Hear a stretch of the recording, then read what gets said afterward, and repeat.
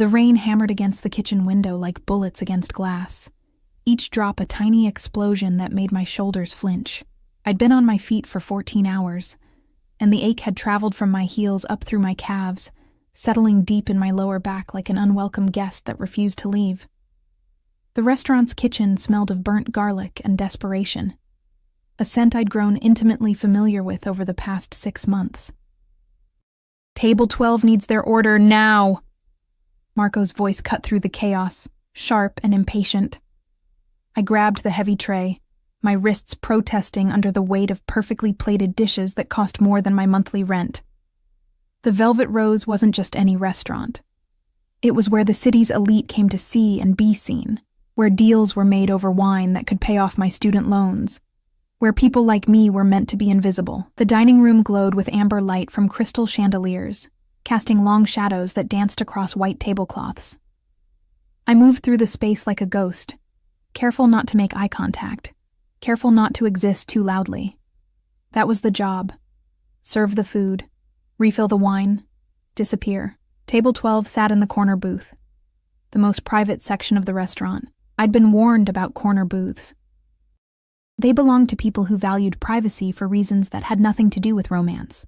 I approached with practiced deference, my eyes fixed on the tray in my hands. But even without looking directly, I felt him.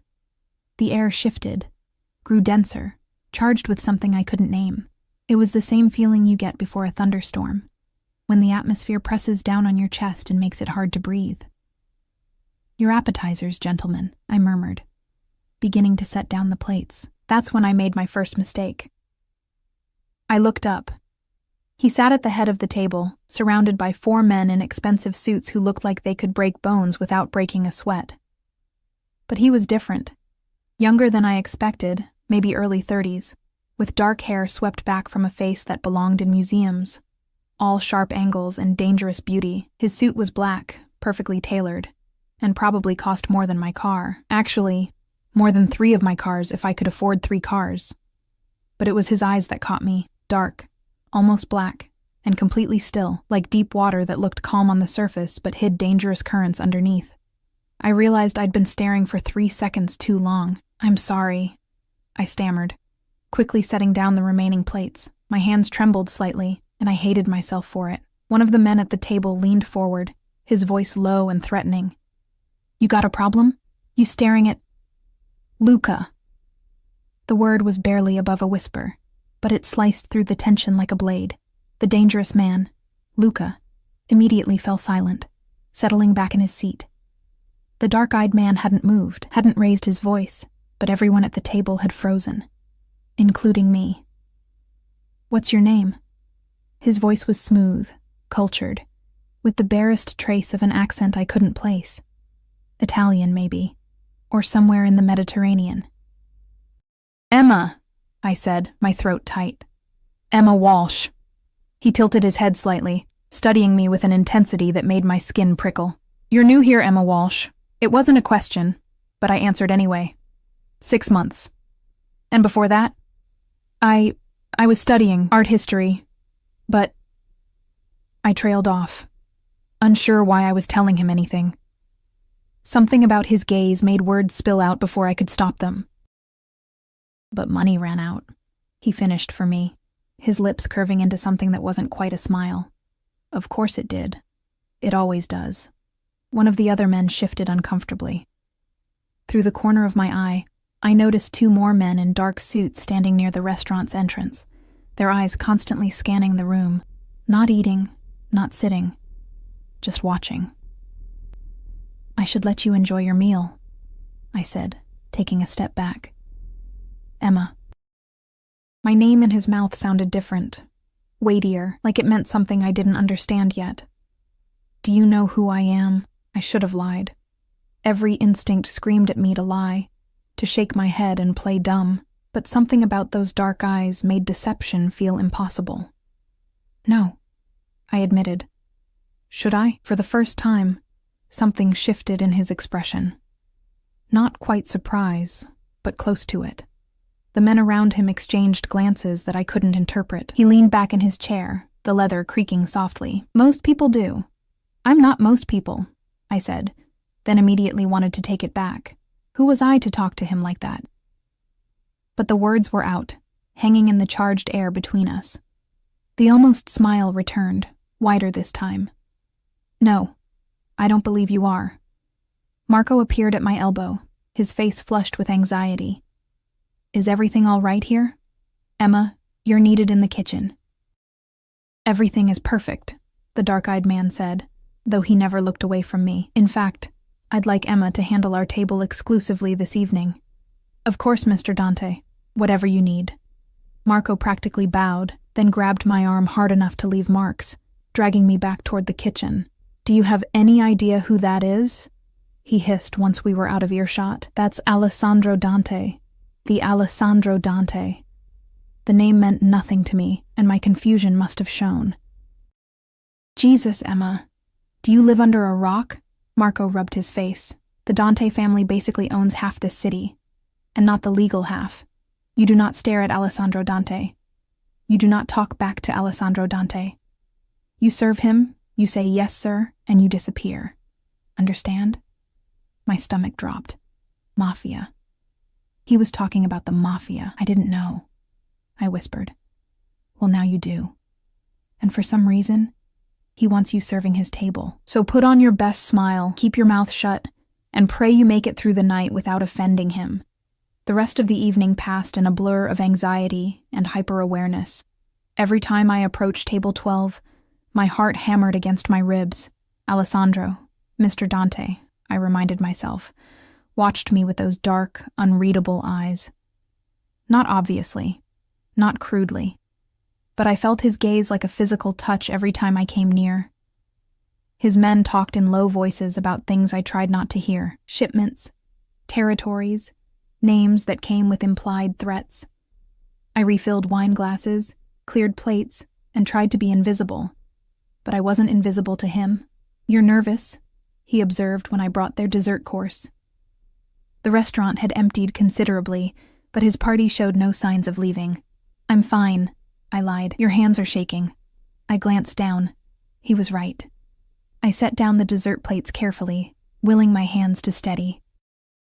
Someone told you who I am, he continued, his voice conversational but his eyes sharp. Now you're afraid. It wasn't a question, but I nodded anyway. Are you scared of me, Emma? The question hung in the air between us. His men had stopped talking. All attention suddenly focused on our exchange. The temperature in the room seemed to drop several degrees. I should have said yes, should have played it safe, shown appropriate fear, given him the answer he probably expected. Instead, I met his gaze directly. Should I be? The silence that followed felt like falling, like stepping off a cliff and waiting to see if there was water or rocks below. Then Alessandro Dante laughed, not loud, not mocking, but genuine, like I'd surprised him for the second time that night. Luca, he said, still looking at me. What do you think? Should she be scared of me? Luca, the dangerous one who'd almost threatened me earlier, shifted in his seat. Boss, It was a rhetorical question. Alessandro's voice remained pleasant, but something in it made Luca's mouth snap shut. Alessandro stood, and I realized he was taller than I'd thought. At least 6'2", with a presence that seemed to fill the entire space. He reached into his jacket, I tried not to flinch, and pulled out a business card. You're interesting, Emma Walsh, he said, pressing the card into my palm. His fingers were warm, and the brief contact sent electricity up my arm. I think we'll see each other again. I work here most nights, I said stupidly. I know. His smile was dangerous and beautiful. But I think our next meeting will be somewhere more private. Before I could respond, he was moving toward the exit, his men falling into formation around him like a well-rehearsed dance. 2 men emerged from the shadows near the door, the ones I'd noticed earlier, and preceded him outside. Through the window, I watched him slide into the back of a black SUV with tinted windows. Another identical SUV pulled out in front, and a third fell in behind. Marco appeared at my shoulder. What did he give you? I looked down at the card. Heavy stock, black with silver lettering. Just a phone number. No name, no title. Nothing important, I said, slipping it into my apron pocket. but my fingers kept finding it throughout the rest of my shift, tracing the embossed numbers like a talisman. Or a warning. I should have thrown it away. I should have forgotten about dark eyes and dangerous smiles. I should have known that Alessandro Dante didn't do anything without a reason, and his interest in me wasn't the kind of attention anyone wanted. But when I got home that night, to my tiny studio apartment with its peeling wallpaper and broken heating, when I finally collapsed onto my second-hand couch and pulled out that black card, I didn't throw it away. I saved it. And somewhere across the city, in a penthouse I'd never seen, I had the strange, impossible feeling that Alessandro Dante knew I would. The rain continued to fall, washing the city clean of its daily sins. But some stains, I was beginning to learn, ran too deep to ever wash away. 3 days passed before I heard from him again. 3 days of jumping every time the restaurant door opened, of checking my phone obsessively even though I'd never given him my number, of lying awake at night replaying that conversation in my head. Should I be scared of me? What kind of person asks that? What kind of person answers the way I did? I'd researched him, of course. Late at night, curled up in bed with my laptop casting blue light across my face, I'd typed his name into search engines and fallen down a rabbit hole I couldn't climb out of. Alessandro Dante, 32 years old, head of the Dante family operations in the city. His father had died 5 years ago. Car accident, the article said, though the way they said it made it clear nobody believed that. Since taking over, Alessandro had consolidated power, eliminated rivals, and turned the family business into something sleeker, more sophisticated, and infinitely more dangerous. There were photos. Him at charity galas in $1,000 tuxedos, him leaving courthouses where charges somehow never stuck, him at his father's funeral, face carved from stone, surrounded by men who looked ready to kill on his command. I should have been terrified. Instead, I couldn't stop thinking about the way he'd looked at me, like I was a puzzle he wanted to solve. On the 4th day, everything changed. I was walking home from my shift, exhausted and aching, when I noticed the car. Black SUV with tinted windows, idling at the corner near my apartment building, the same kind of vehicle that had waited for Alessandro outside the restaurant. My heart kicked into overdrive. I tried to tell myself it was paranoia, that black SUVs were common in the city, that I was being ridiculous. Then the back door opened. Miss Walsh. The man who stepped out was built like a freight train, all shoulders and controlled violence. I recognized him from Alessandro's table. One of the quiet ones who'd watched everything and said nothing. Mr. Dante requests your presence. I'm sorry, what? It's not a complicated request. His voice was polite but left no room for argument. Please get in the car. And if I don't want to?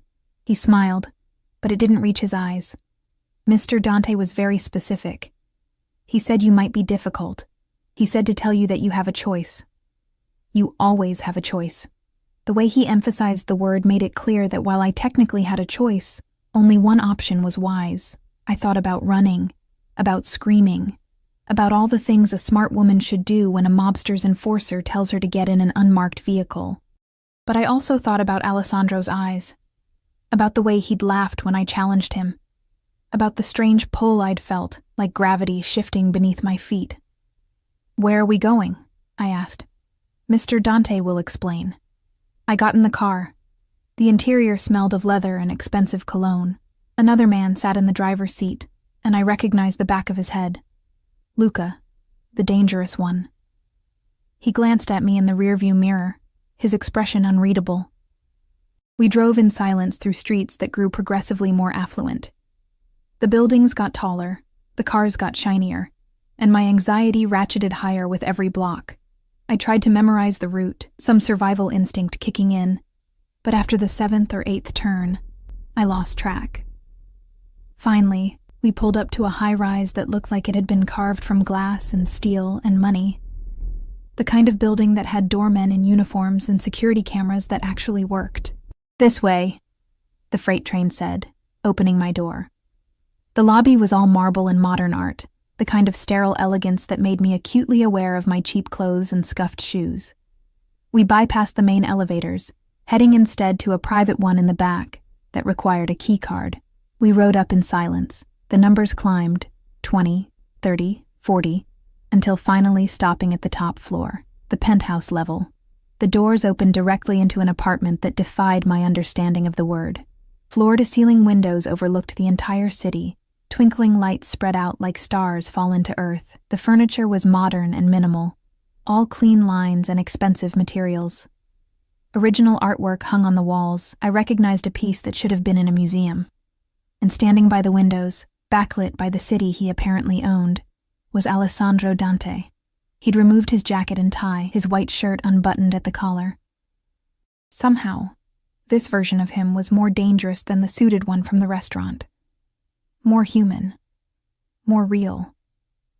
Emma. He turned, and even across the distance of the massive room, I felt the impact of his gaze.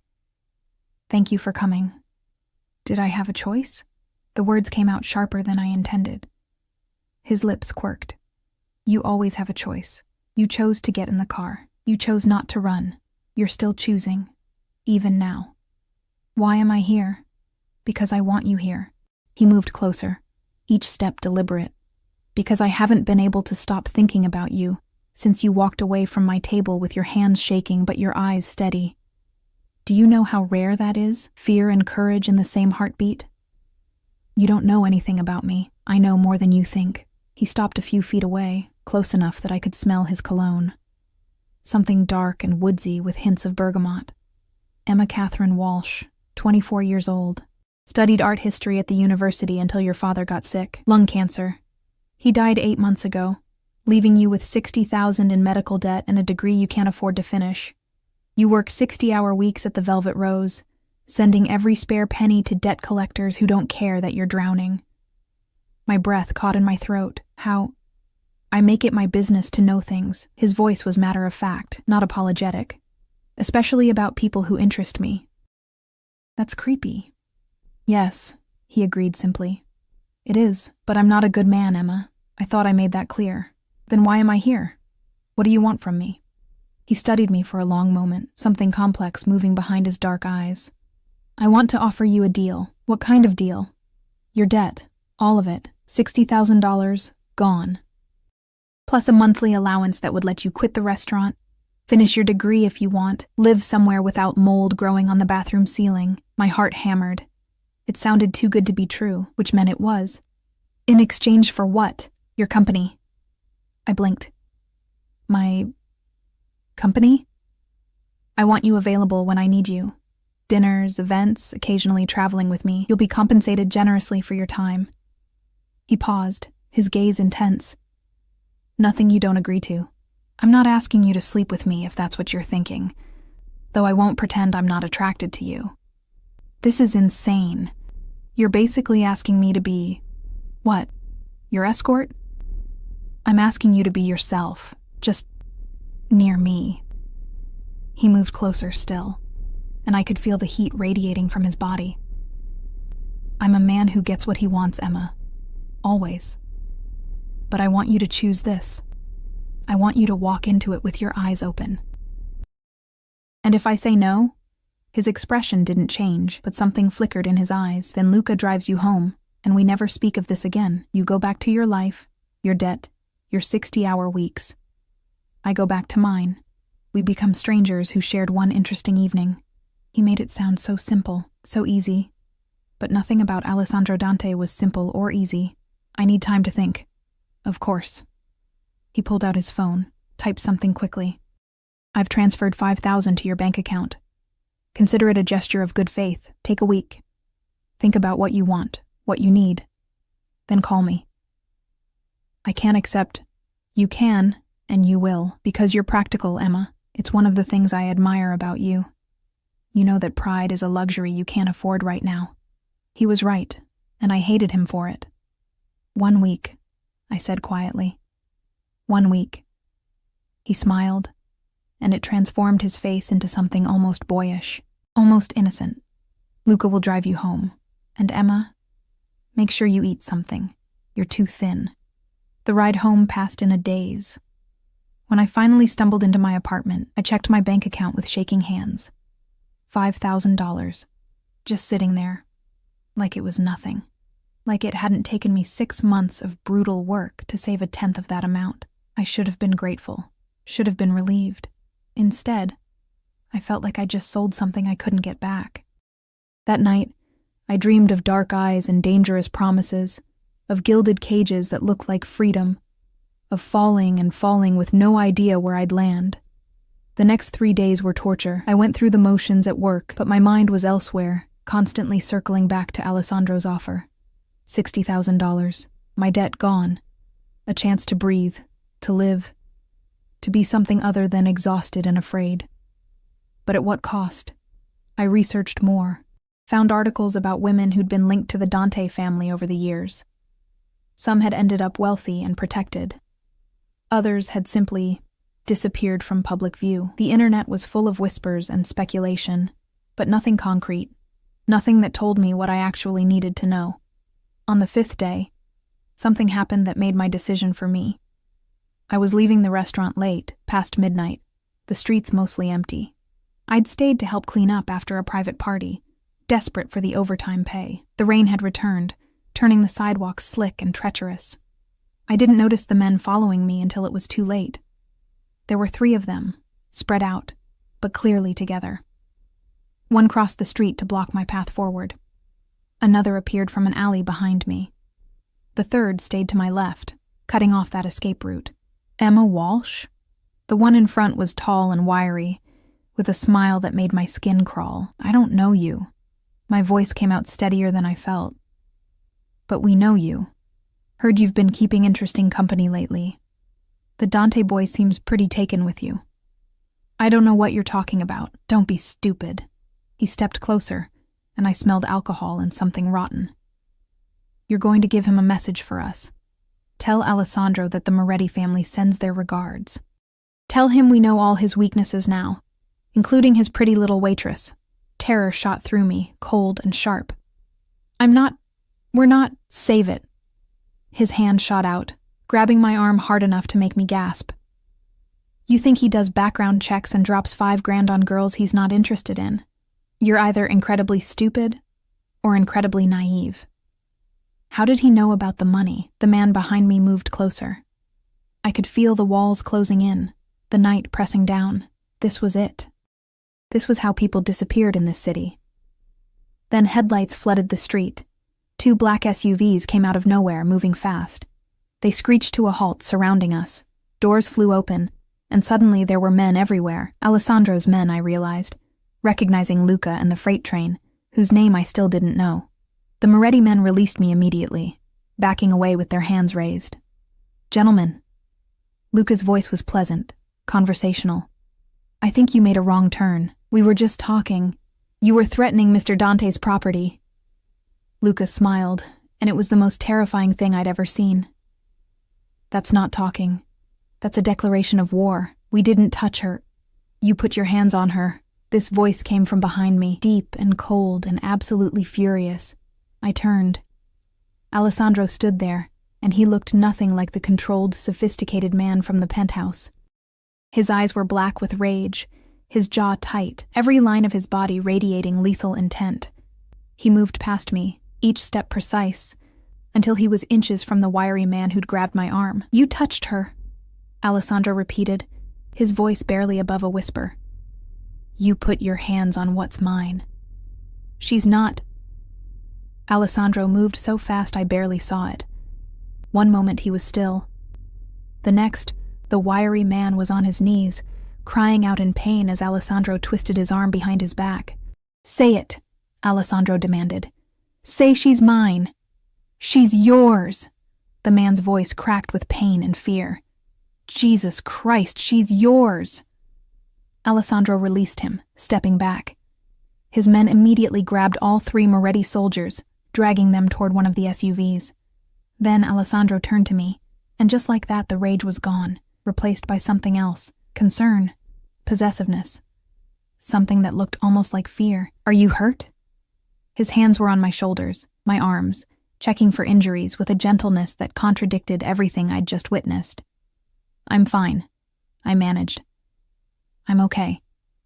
You're not okay. You're shaking. He shrugged out of his jacket, draping it over my shoulders. It smelled like him, and the weight of it felt like safety. Luca, take the Moretti trash somewhere they'll remember this lesson. Make it memorable. With pleasure, boss. The SUVs drove away, leaving just one vehicle and two of Alessandro's men standing at a discreet distance. How did you know? I asked, my voice small. How did you know I was in trouble? His jaw tightened. You've had protection since the night we met. Did you really think I'd let you walk around unguarded after making your connection to me so public? You've been having me followed. I've been keeping you safe. He cupped my face in his hands, forcing me to meet his eyes. And tonight proved I was right to do it. The Morettis are our rivals. They'd hurt you just to get to me. Do you understand now? Do you see what being in my world means? I should have been angry about the surveillance. Should have been terrified by what I'd just witnessed. Should have run as far and fast as I could, but all I could think about was the way he'd said it. What's mine? I'll take your deal, I whispered. His eyes widened slightly. Emma? I'll take it. All of it. Whatever you want. I took a shaky breath. Just keep me safe. Please. Something fierce and possessive flashed across his face. Then he pulled me against his chest, wrapping his arms around me like he could shield me from the entire world. Always, he murmured into my hair. You're mine now, Emma, and I protect what's mine, always. Standing there in the rain, wrapped in the arms of a monster who'd just proved he'd go to war for me, I realized I'd just made a deal with the devil. And the terrifying part was how right it felt. Alessandro's penthouse became my gilded cage within 48 hours. Not literally.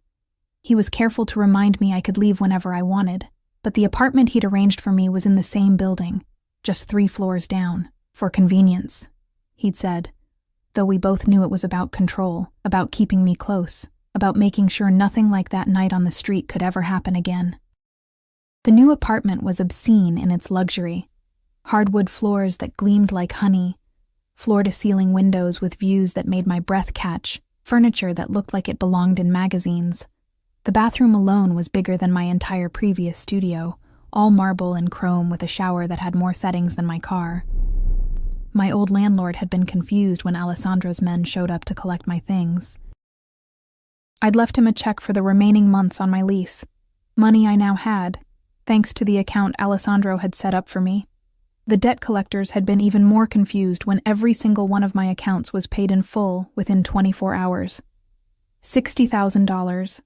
Gone. Just like that. I should have felt relieved. Instead, I felt owned.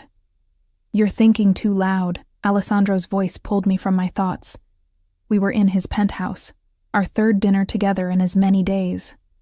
He'd insisted on these evening meetings, claiming he wanted to get to know me properly. So far, that had meant expensive wine, food I couldn't pronounce, and conversations that felt like chess matches where I didn't know the rules. I'm just adjusting, I said, pushing my barely touched risotto around the plate. He leaned back in his chair, studying me with that intense gaze that made me feel transparent. He'd changed after work, another perfectly tailored shirt, this one charcoal gray, sleeves rolled up to reveal forearms that were surprisingly muscular. There was a small scar on his left wrist that I'd noticed during our first dinner. I'd wanted to ask about it, but hadn't found the courage. You're not eating. I'm not very hungry. You're never hungry. I'm beginning to think you don't actually need food to survive. His tone was light, but there was an edge of genuine concern underneath. When was the last time you had a full meal? I eat, I protested weakly. Coffee and anxiety don't count as meals, Emma. He stood, moving to the kitchen with fluid grace. I watched as he pulled out ingredients, his movements efficient and practiced.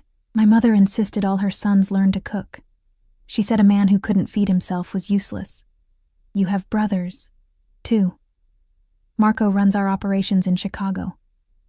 Luca, you've met him, handles enforcement here. He began chopping vegetables with professional precision. My mother died when I was 17. Cancer, like your father.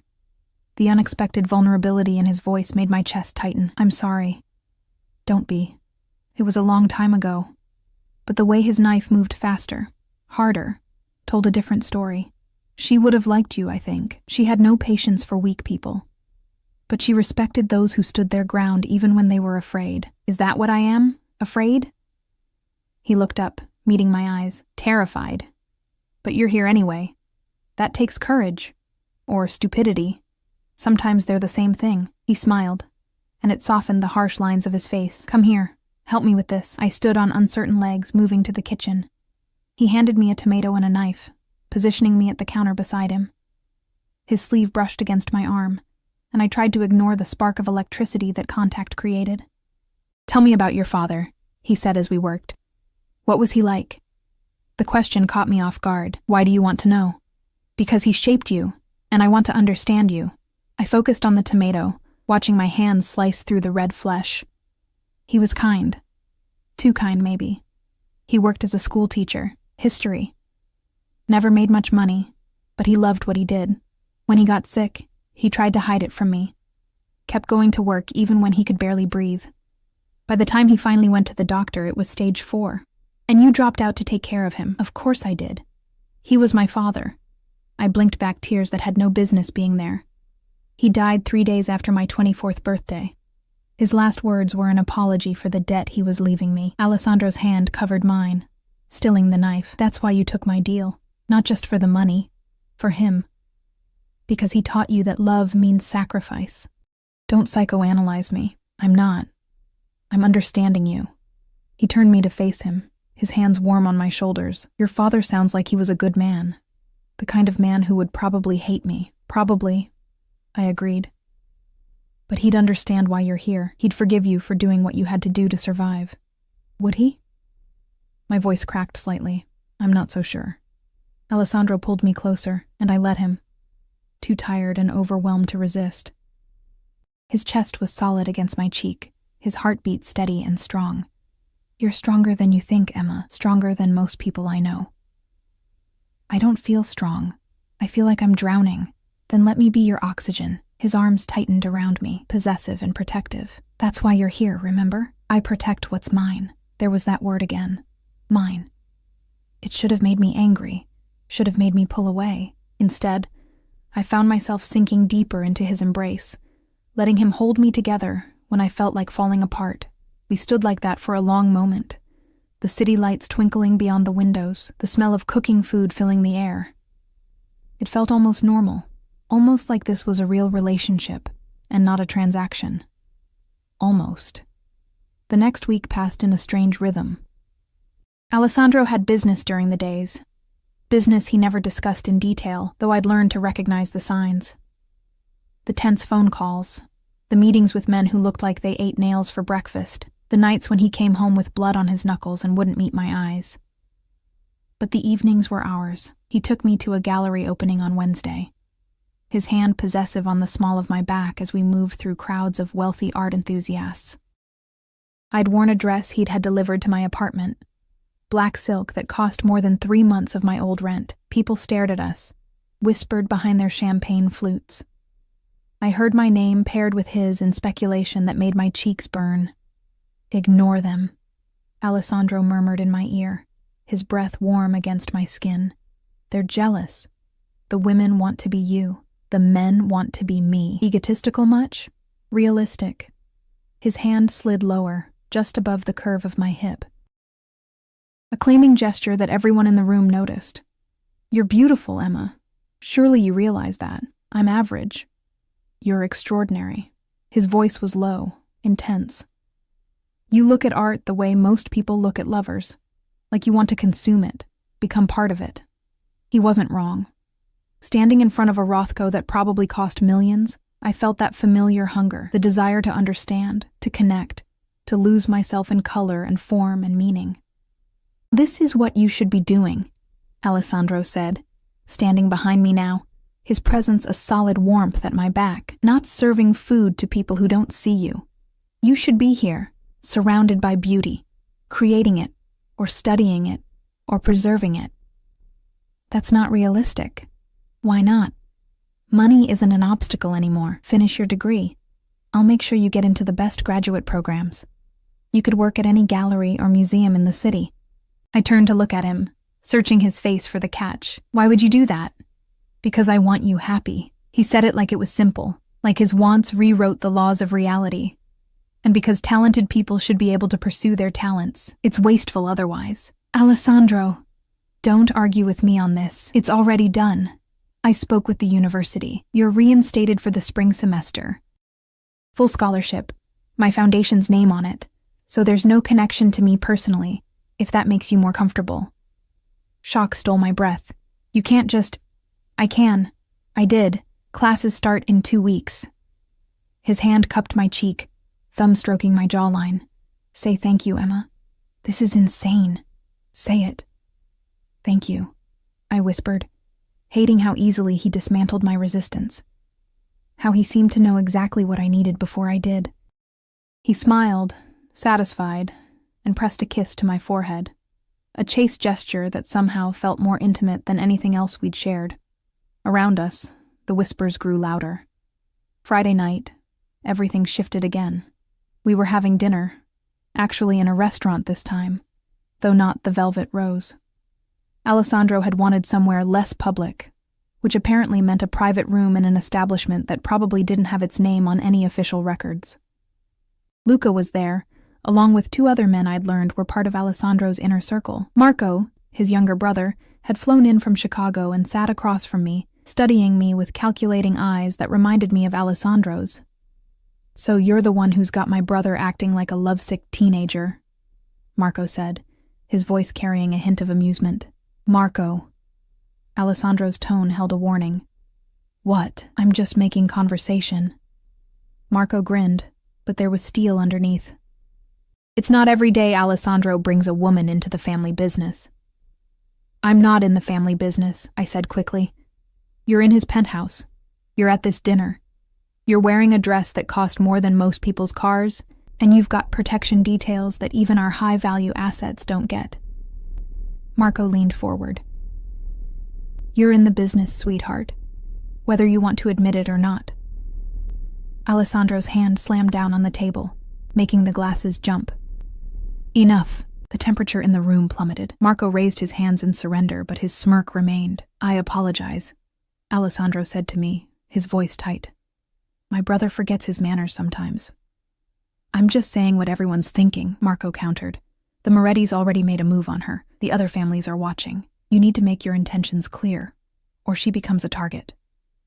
My intentions are perfectly clear. Are they? Marco's eyes flicked between us. Because from where I'm sitting, you've got a girl you're obsessed with but won't claim publicly. That looks like weakness, brother, and weakness gets people killed. The air felt too thick to breathe.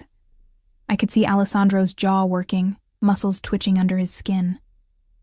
Emma. He turned to me, and something in his expression made my heart skip. I need to ask you something, and I need you to think very carefully before you answer. Okay. The Moretti's won't be the last to see you as a vulnerability. As long as you're connected to me, you're in danger. I can protect you. I will protect you. But there are levels of protection. Different commitments. He paused, and I swear I saw his hand tremble slightly before he steadied it. I'm asking if you're willing to go deeper. To let me claim you, publicly and permanently. To become untouchable. What does that mean exactly? Marco laughed. He's asking you to be his sweetheart. His woman. His everything. In our world, that's a vow. Break it. And nothing. Alessandro cut him off sharply. Because Emma isn't going to break anything. And neither am I. His eyes never left mine. I'm saying I want more than our arrangement. I want you, Emma. All of you. Not as a transaction, but as mine. Really mine. The room fell silent. Every man at the table watched us, waiting. My mind raced. This was happening too fast. We'd known each other less than 2 weeks. This wasn't real. It couldn't be real. It was obsession, possession, the dangerous infatuation of a man who was used to owning things. But when I looked into Alessandro's eyes, I saw something that terrified me more than anything else. I saw certainty. I saw devotion. I saw a man who'd decided I was his, and who'd move heaven and earth to keep me. What if I say no? I whispered. Pain flashed across his face, quickly hidden. Then I honor our original agreement. You keep the apartment, the money, everything I promised. You finish your degree. You walk away, and I make sure no one in my world ever touches you. You'd let me go? I'd have no choice. His voice was raw. I told you, Emma. You always have a choice. I want you to choose me, but I won't force you. Marco muttered something in Italian that I didn't understand. Luca shifted uncomfortably. The other men looked anywhere but at us. I thought about my father, about the sacrifices he'd made, the love he'd shown, about how he'd taught me that sometimes the bravest thing you could do was take a leap of faith. I thought about Alessandro's hands on me, gentle despite their capacity for violence, about the way he looked at me like I was precious, about how safe I felt when he held me, even though he was probably the most dangerous person I'd ever met. I thought about the girl I'd been 3 weeks ago, drowning in debt, invisible to the world, slowly disappearing under the weight of her own exhaustion, and I thought about who I might become if I took his hand and jumped. Okay, I said quietly. Alessandro's eyes widened. Okay? Okay. I'm yours, really yours. I took a shaky breath. But Alessandro, if I'm doing this, if I'm jumping into your world, then you have to promise me something, anything. Don't make me regret it. Don't make me regret trusting you. He stood, moving around the table so fast I barely had time to process. Then he was pulling me up, his hands framing my face, his eyes burning with an intensity that stole my breath. Never, he swore. I swear on my mother's grave, Emma. I will never make you regret choosing me. Then he kissed me. Not gentle, not tentative. A claiming kiss, possessive and deep, his hands sliding into my hair as he pulled me against him. I felt his heart hammering against my chest, matching the frantic rhythm of my own. When he finally pulled back, we were both breathing hard. Mine, he whispered against my lips. Yours, I agreed, and sealed my fate. The next morning, I woke up in Alessandro's bed for the first time. Nothing had happened. Not in the way people might assume. After the kiss that had sealed our new arrangement, he'd brought me back to his penthouse, poured us both whiskey that burned going down, and talked until 3 a.m, about his childhood in Sicily, about taking over the family business at 27 when his father died, about the weight of responsibility and blood that came with his name. Then, when exhaustion finally claimed me, he'd carried me to his bedroom, laid me down with a gentleness that contradicted everything I knew about him, and climbed in beside me, just held me, his arms wrapped around me like chains and safety in equal measure. Now, morning light filtered through the curtains, painting everything gold. Alessandro was already awake, propped on one elbow, watching me with an expression I couldn't quite read. You're staring, I mumbled, my voice rough with sleep. You're beautiful in the morning, all soft and unguarded. His finger traced the line of my jaw. I like seeing you like this, without all those walls you put up. I don't have walls. You have fortresses, Emma, castles with moats and archers. You've been protecting yourself for so long you don't even realize you're doing it anymore. His thumb brushed across my lower lip. But you don't need them with me. I'm your protection now. Before I could respond, his phone buzzed. He glanced at it, and something dark crossed his face. What is it? Nothing for you to worry about, but his tone said otherwise. He kissed my forehead and rolled out of bed, already reaching for clothes. I need to handle some business. Luca will stay with you. Don't leave the building. Alessandro. Not a request, Emma. Please. The last word was softer, almost pleading. Just for today. Stay here where I know you're safe. He was gone within 10 minutes, leaving me in his massive bed that still smelled like him, wondering what kind of business required such urgency on a Saturday morning. Luca appeared an hour later. When I'd finally dragged myself to the kitchen for coffee, he looked uncomfortable in the domestic setting, his large frame awkward among Alessandro's sleek furniture. Boss says I'm on babysitting duty, he said, not unkindly. I don't need a babysitter. Tell him that. I'm just following orders. He accepted the coffee I offered, studying me over the rim of his cup. You know, when he first mentioned you, I thought you were just another pretty face, another rich man's whim. And now? Now I think you're either incredibly brave or incredibly stupid. Haven't decided which yet. He set down his cup. The Moretti situation, it's worse than you think. My stomach tightened. What do you mean? The guys who grabbed you that night, they're dead. Alessandro made an example of them. Sent their bodies back to the Moretti family with a message carved into their backs. She's mine. Touch her and die. Luca's expression was grave. That kind of statement doesn't go unanswered. Ice flooded my veins. He killed them? For grabbing my arm? He killed them for threatening what's his. In our world, that's not just justified. It's expected. But it also means war. Luca leaned forward. The Morettis have been looking for an excuse to move against us for years. You just became that excuse. Jesus Christ. I sank into a chair, my hands shaking. People are going to die because of me. People are going to die because the Morettis are greedy and stupid. You're just the catalyst. His voice gentled slightly. Look, I'm telling you this because you need to understand what you've gotten into. Alessandro, he's not like other men. When he decides something is his, he'll burn the world to keep it. And you, Emma Walsh, you're his now. That means armies will fall before he lets anyone hurt you. That's insane. That's love. At least that's what love looks like in our world. Luca stood, moving to the window. He's never been like this with anyone. His last girlfriend, if you can even call her that, he dropped without a second thought when she became inconvenient. But you, he's ready to start a war over you. I didn't ask for that. Doesn't matter. You chose him. Now you live with the consequences. The words hung heavy in the air. I thought about Alessandro's hands covered in blood, about bodies with messages carved into them, about the violence I'd invited into my life by saying yes. The coffee turned bitter in my mouth. Alessandro returned as evening fell. Exhaustion etched into every line of his face.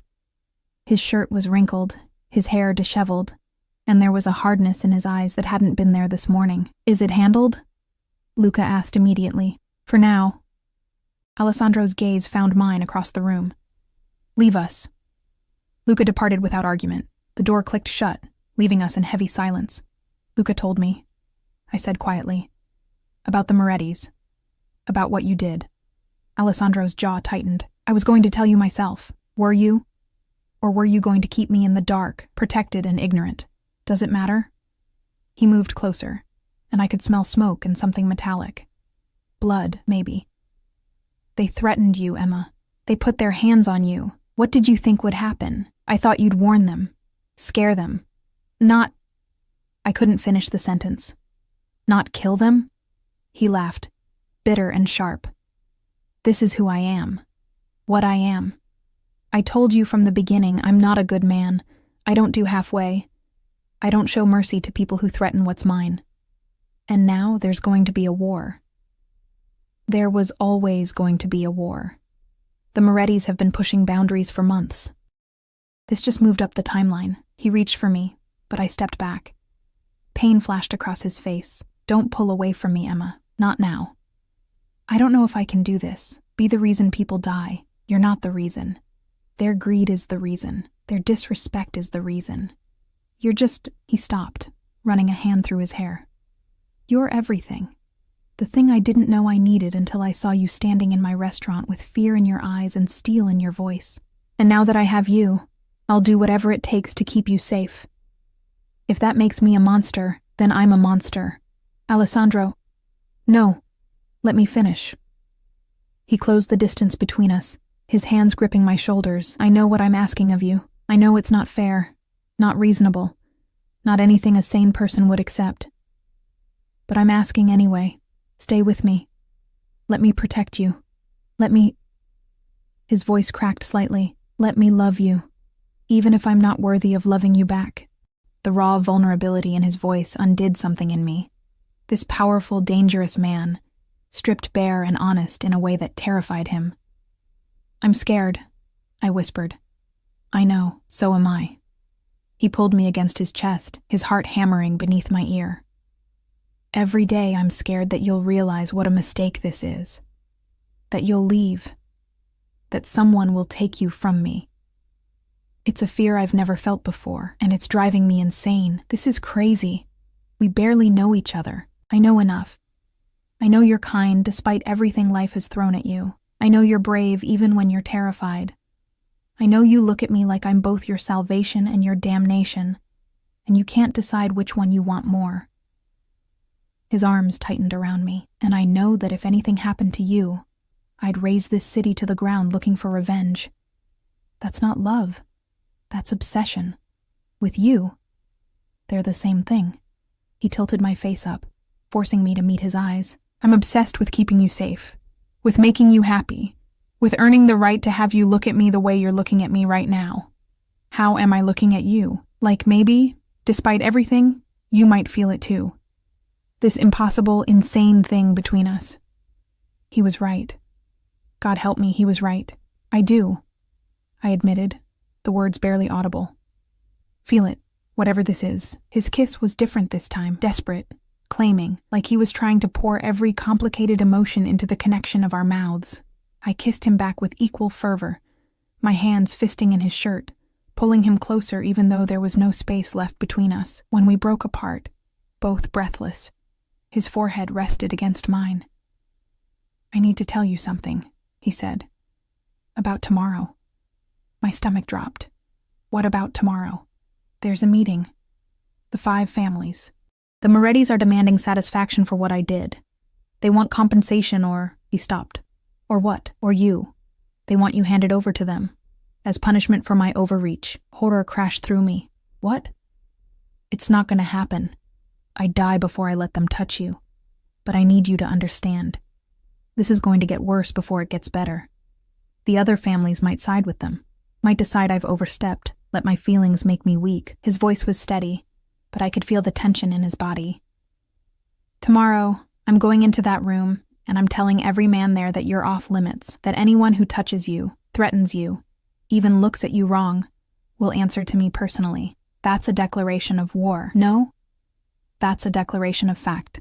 He pulled back enough to look at me properly. I need you to trust me, Emma. Can you do that? I thought about everything that had led to this moment. The desperate poverty that had made me visible to him. The deal that had seemed like salvation. The slow slide from transaction to something deeper, more dangerous, more real. I thought about the man holding me, capable of terrible violence but gentle with me. Obsessed and protective and completely, terrifyingly certain about what he wanted. And I realized that somewhere along the way, I'd stopped being afraid of Alessandro Dante. Now I was only afraid of losing him. I trust you, I said. The smile that broke across his face was like sunrise, warm and devastating and full of promise. Then we'll face whatever comes together. He kissed me again, softer this time. You and me against the world, Emma. That's how this works now. You and me, I echoed. Outside the windows, the city glittered with 1,000 lights. Beautiful and dangerous in equal measure. Somewhere out there, men were planning violence. Families were choosing sides. A war was brewing that I'd inadvertently sparked. But here, in Alessandro's arms, I felt safe. Maybe that made me naive. Maybe it made me foolish. Or maybe it just made me his. The night passed in a strange limbo. Alessandro made calls, his voice cold and commanding as he spoke in rapid Italian to people whose names I didn't know. I caught fragments, threats and promises and arrangements that sounded like chess moves in a game I couldn't see. Finally, near midnight, he came to bed, pulled me against him with a desperation that spoke of fear he wouldn't voice. Whatever happens tomorrow, he murmured into my hair, remember that I chose you. Not my family, not my business, not my reputation. You, always you. Nothing's going to happen, I said, trying to convince myself as much as him. Promise me something. What? If things go wrong, if somehow they get to you, if I can't protect you, his voice broke slightly. Promise me you'll fight, that you won't give up, that you'll survive, even if I don't. Alessandro, don't. Promise me, Emma. I turned in his arms, cupping his face in my hands. I promise. But you have to promise me something too. Anything. Come back to me. Whatever happens in that meeting, whatever you have to do, come back. His kiss was answer enough. We held each other in the darkness, two people who'd found something impossible and precious in the worst circumstances, knowing that tomorrow might take it all away. But for tonight, we had this, and we held on like our lives depended on it. Because they did. The morning of the meeting arrived with deceptive calm. Alessandro was already awake when I opened my eyes, standing by the windows in a black suit that made him look like death personified. His hair was perfectly styled, his expression carved from stone. This wasn't the man who'd held me through the night, whispering promises against my skin.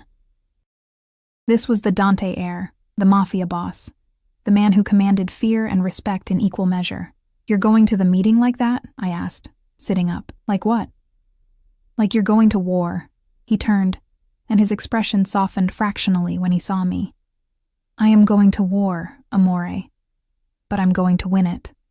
The endearment, Italian, tender, sent warmth through my chest despite the cold fear coiling in my stomach. "Let me come with you." "Absolutely not." His voice was firm. "You stay here. Luca and Marco will be with you, along with 6 other men. This penthouse is a fortress. No one gets in without going through them first. I don't want to hide while you fight for me." He crossed the room in 3 strides, pulling me up and against his chest. "You're not hiding. You're staying safe. That's the only thing that matters to me today." His hand slid into my hair, tilting my face up. "I need to know you're protected, that no matter what happens in that room, you're here, waiting for me. What if you don't come back? Then Marco will get you out of the city, out of the country if necessary. He has instructions, money, everything you'd need to disappear." He saw my expression and continued quickly. "But that's not going to happen. I'm coming back, Emma. I swear it." I wanted to believe him, needed to believe him. "Kiss me," I whispered. "For luck." His mouth captured mine with bruising intensity, a kiss that tasted like possession and promise and goodbye all at once. When he pulled away, we were both breathing hard. "Wait for me," he said. Then he was gone. The hours that followed were torture. Luca and Marco positioned themselves strategically around the penthouse, checking weapons I tried not to look at too closely. The other guards were ghosts, present but invisible, stationed at entry points I hadn't even known existed. Marco tried to distract me with small talk, but his eyes kept flickering to his phone, to the windows, to the door. Even Luca's usual stoic calm seemed strained. "How long do these meetings usually last?" I asked around noon. "Depends," Marco said evasively. "Could be hours, could be days." Days? These families, they like to posture, make speeches, pretend they're civilized while threatening to gut each other. He shrugged. "It's all theater until someone makes a move." "And if someone makes a move against Alessandro?" Marco's smile was sharp and cold. "Then we burn their world down. Simple as that." The afternoon dragged. I tried to read, to watch television, to do anything that would quiet my racing thoughts. But every sound made me jump. Every minute that passed without word felt like an eternity. Finally, as evening painted the sky in shades of blood and gold, Marco's phone rang. He answered in rapid Italian, his expression growing darker with every word. When he hung up, the look he gave me made my blood run cold. "What happened?" "The Morettis brought evidence, proof that you were involved in something. I don't have all the details, but they're claiming you're not just an innocent civilian, that you have ties to their organization, that you stole from them." "That's insane. I've never even met any Morettis except those men on the street." "I know that. Alessandro knows that. But they have documents, witnesses, something that looks legitimate enough that the other families are listening." Marco ran a hand through his hair. "So similar to Alessandro, it hurt. He's fighting for you in there, but it's not looking good." "What does that mean?" "It means the families want you brought in for questioning, want to verify your identity, your background, make sure you're not some plant sent to weaken the Dante position. And if I don't go, then they'll come here. And innocent people, my brother included, will die in the crossfire." Marco's voice was grim. "Alessandro will never agree to it. He'd rather start a war than hand you over. But Emma, if there's a war, people we care about die. Our men, their families, civilians caught in the middle." The weight of it crushed down on me. "You're saying I should turn myself in?" "I'm saying I don't know what the right answer is. Alessandro would kill me for even suggesting it. But you're suggesting it anyway, because I love my brother, and I can see what you mean to him. If you go in there, Cooperate with their investigation. Prove you're exactly who you say you are. Maybe this ends without bloodshed. Maybe everyone walks away. Or maybe they kill me. Alessandro would never let that happen. He'd be there, fighting for you every second. Marco met my eyes. But the choice is yours. Stay here, safe but knowing a war is brewing. Or go, take the risk, and maybe end this peacefully. My father's voice echoed in my memory. Sometimes the bravest thing you can do is sacrifice yourself for people you love. I thought about Alessandro's face this morning, about the promises we'd made in the dark, about the life we'd been building in stolen moments between danger, and I knew what I had to do. Take me to him. The meeting was held in a warehouse on the waterfront. Neutral territory, apparently, though the building felt anything but neutral. It reeked of salt and rust and old violence. Marco led me inside, flanked by 4 guards who looked ready to kill anyone who moved wrong. The main floor had been converted into something almost formal. A large table surrounded by men in expensive suits, each representing one of the 5 families that controlled the city's underworld. And at the head of the table, looking like vengeance incarnate, was Alessandro. His head snapped up the moment I walked in. For a fraction of a second, pure terror flashed across his face. Then fury, hot and bright. "What the hell is she doing here?" he demanded, rising from his chair. "She came voluntarily," Marco said quickly, "to answer their questions, to end this." "No." Alessandro's voice was granite. "Absolutely not. Marco, get her out of here, now." "Alessandro." I stepped forward, ignoring the way every man in the room tracked my movement. "Let me do this. You don't understand what you're asking. I understand that people will die if I don't. I understand that you'll start a war for me, and that war will destroy everything you've built." I moved closer, close enough to touch him. Let me prove I'm not their spy or plant or whatever they think I am. Let me end this. His hands gripped my shoulders, desperate. "If anything happens to you, then you burn the world. I know." I managed a small smile, but maybe it won't come to that. An older man at the table cleared his throat. How touching. The Dante boy has found something he cares about more than power. Alessandro's glare could have melted steel. "Careful, Moretti." So this was the head of the Moretti family.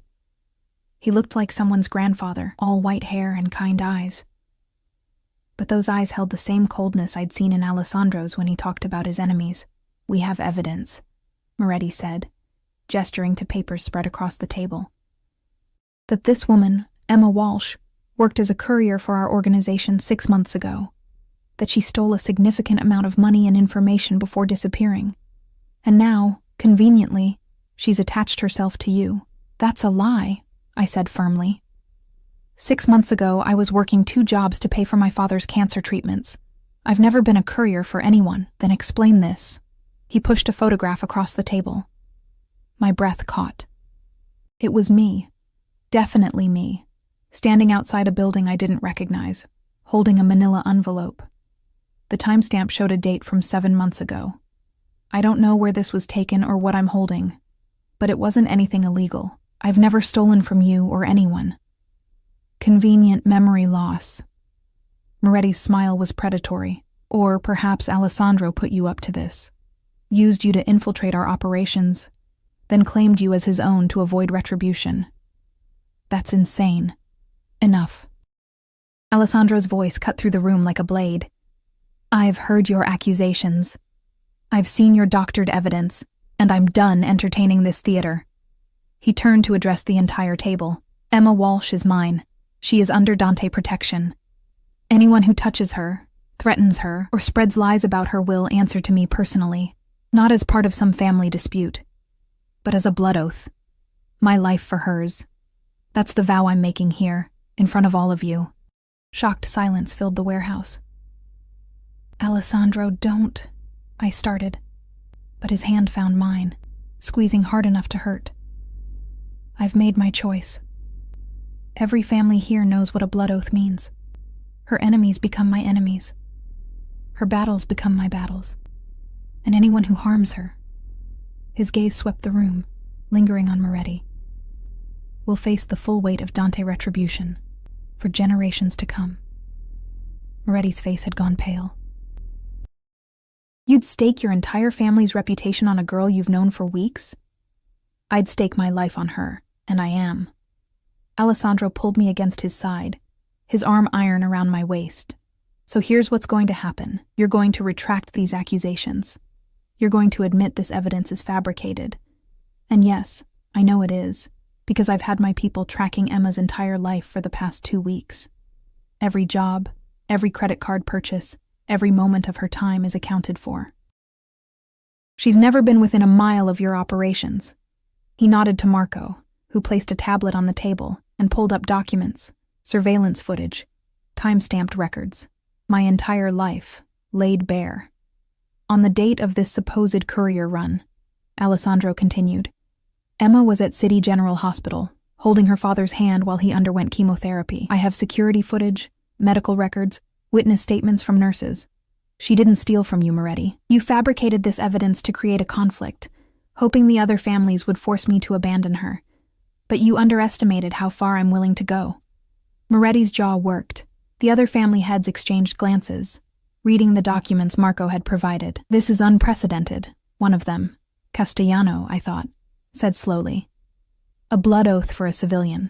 She's not civilian anymore. She's Dante. She's mine. And I will go to war, with all of you if necessary, to protect her. Alessandro's voice was steady, absolute. So decide now. Accept that Emma is off limits and under my protection, or prepare for a conflict that will cost all of us more than you're willing to pay. The silence stretched, taut as a wire about to snap. Finally, Castellano spoke.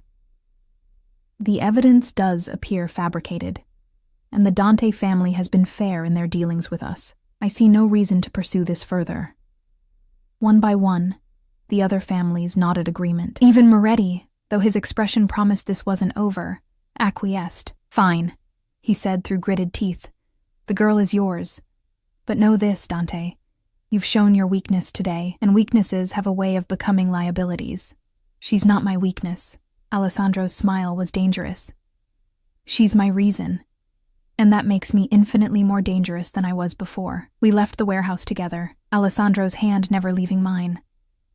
His men surrounded us in a protective formation, weapons visible now, daring anyone to make a move. Once we were in the SUV, speeding back toward the penthouse, Alessandro pulled me onto his lap, burying his face in my neck. Don't ever do that again, he said, his voice muffled against my skin. Don't ever put yourself in danger like that. When I saw you walk in, I know. I'm sorry. But it worked. It could have gotten you killed, but it didn't. We're okay. We're both okay. I pulled back to look at him, cupping his face in my hands. You made a blood oath for me. I'd make 1,000 blood oaths for you. His eyes were fierce. I meant every word, Emma. You're mine. My woman, my future, my everything. And I will spend the rest of my life making sure you never regret choosing me, even though your world is violent and dangerous.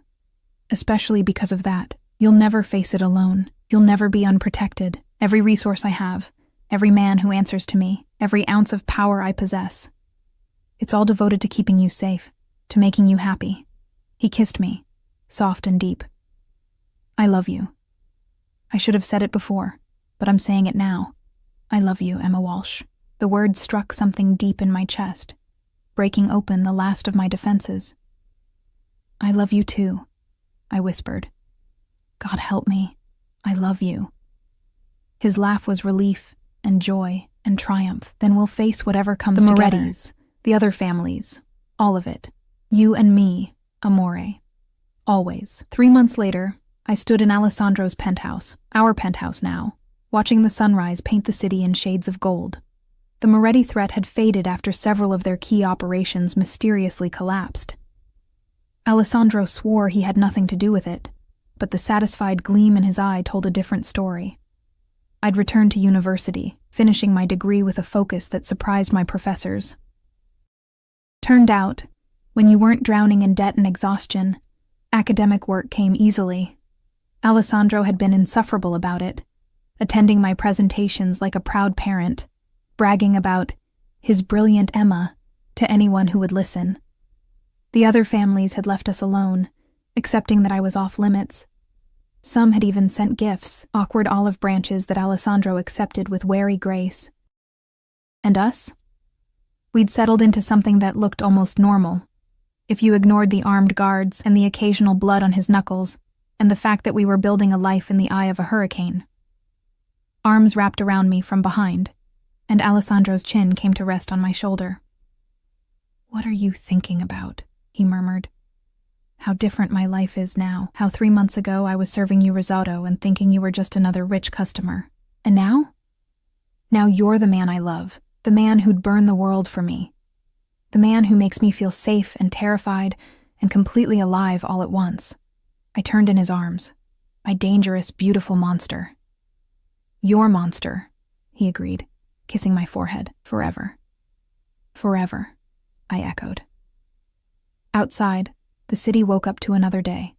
People would go to work, fall in love, chase dreams, never knowing about the dark world that existed in their shadows, never knowing about the deals made in warehouses, the blood spilled in alleys, the empires built on violence and loyalty. But I knew. I lived in that world now, claimed by a man who'd taught me that love and danger were sometimes the same thing. That safety could be found in the most unexpected arms. That sometimes the scariest choice you could make was exactly the right one. Alessandro's phone buzzed. He glanced at it, then silenced it, pulling me closer. "It can wait," he said. "Right now, I just want to hold you." So I let him. Let myself be held by this beautiful, dangerous man who'd stolen my heart the moment he'd asked if I was scared of him. The answer, I'd learned, was both yes and no. Yes, because loving Alessandro Dante meant living on the edge of chaos, never quite knowing when the next threat would emerge.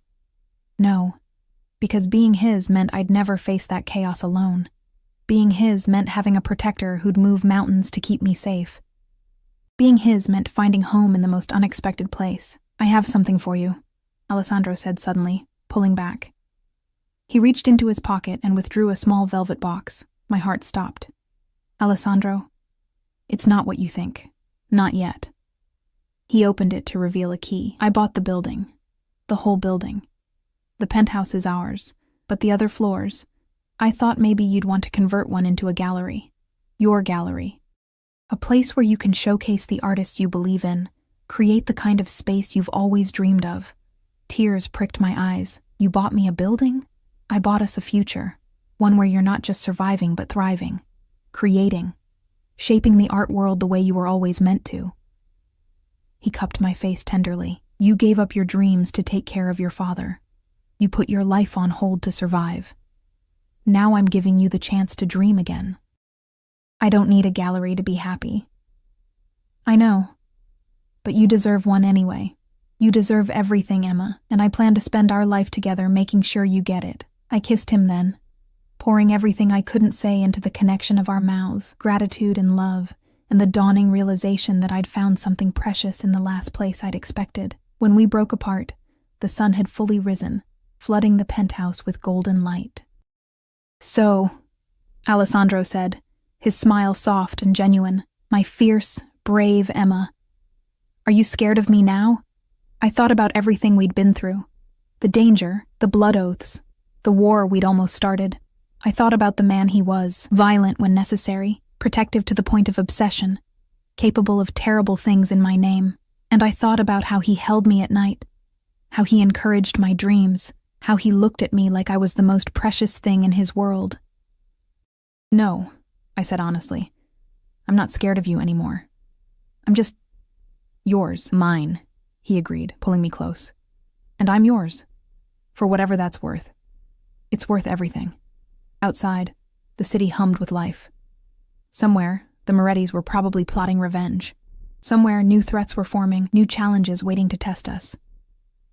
The world Alessandro lived in, the world I'd chosen to join him in, would never be completely safe. But standing in the morning light, wrapped in the arms of a man who'd proved his love in blood and promises, and buildings full of dreams, I felt something I hadn't felt in years. I felt home, and that was worth any risk, any danger, any storm that might come, because at the end of the day, I'd answered his question honestly that first night in the restaurant. I'd looked at a dangerous man and asked if I should be scared. The answer had been both yes and no then. Now it was simply, I'm yours. And in Alessandro Dante's world, being his meant I was untouchable, protected, loved, forever.